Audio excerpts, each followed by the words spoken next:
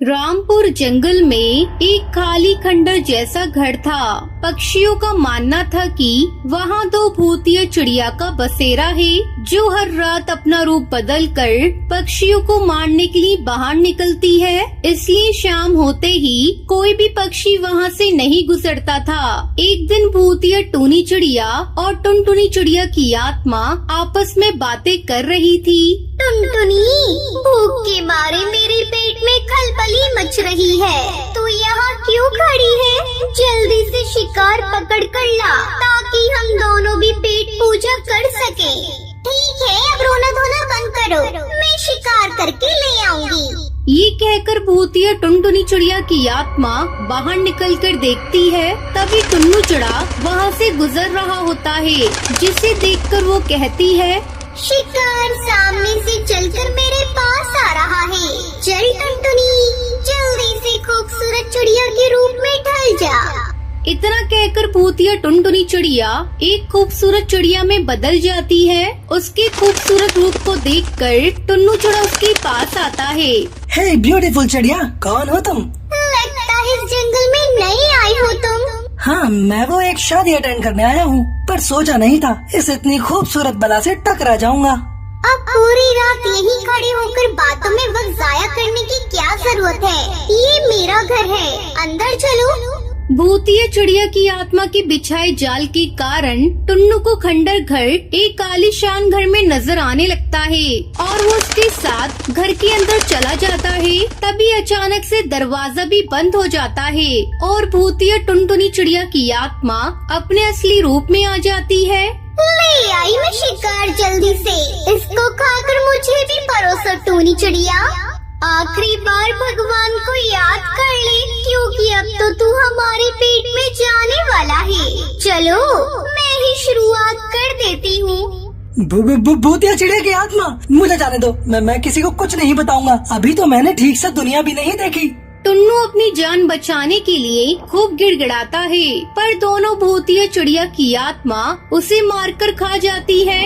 ऐसे ही वो दोनों रोज जाल बिछाकर पक्षियों को मारती हैं। एक रात उस जंगल का पक्षी बंटी कबूतर साइकिल पर सवार होकर उसी भूतिया घर के आगे से गुजरता हुआ बोलता है, आलतू जलालतू, आई बला को टालतू, टेंशन वेंशन छोड़ के बच्चा हो जा तू भी फालतू।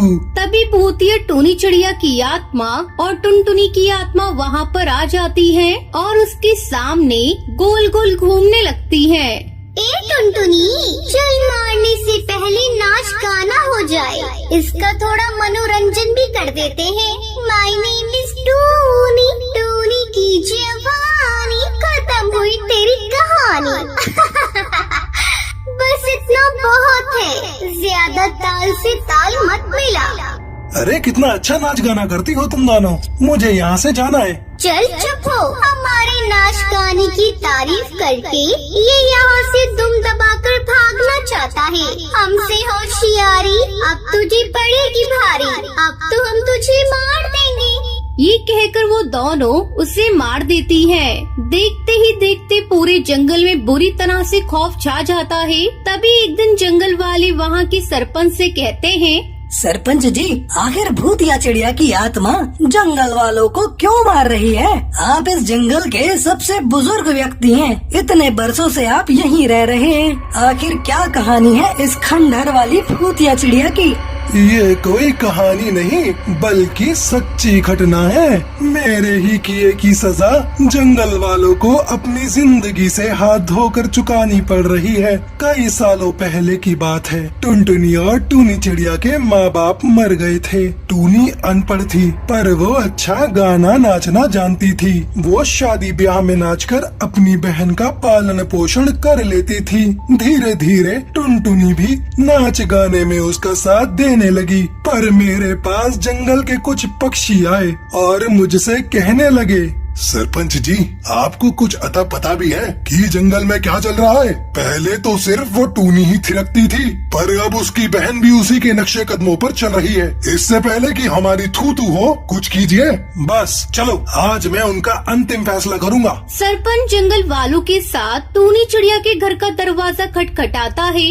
मैंने तुम दोनों बहनों को पहले भी चेतावनी दी थी, पर अगर अब भी तुमने ये नाच गाना नहीं छोड़ा तो अंजाम बुरा होगा। सरपंच जी, ये नाच गाना करके ही हम अपना पेट पालते हैं। मैं अपना फैसला पहले ही बता चुकी हूँ। तो फिर ठीक है, जंगल वालों, इन दोनों बहनों को इनके घर के साथ आग लगा दो, यही इनका अंजाम है। इतना कहकर वो टूनी चिड़िया और टुनटुनी चिड़िया को बांधकर उसके घर में आग लगा देता है, जिससे उन दोनों की जलकर उसी घर में मौत हो जाती है और वो दोनों भूतिया चिड़िया की आत्मा बन जाती है।